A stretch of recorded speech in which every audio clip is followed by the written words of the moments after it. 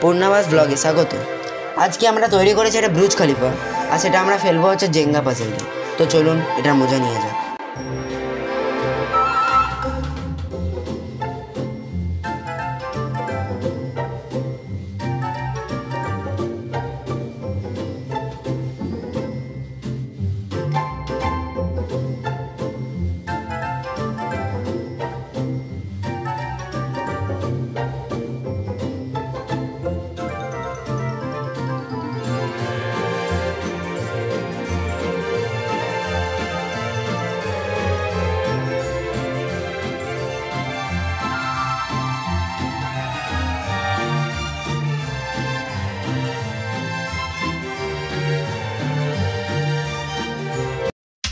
তো আমাদের Burj Khalifa ফেলা হয়ে গেছে।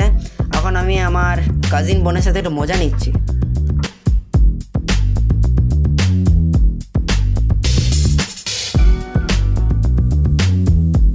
যদি এই ভিডিওটা মজা লাগে তাহলে একটা লাইক, সাবস্ক্রাইব করবেন, পারলে শেয়ার করবেন।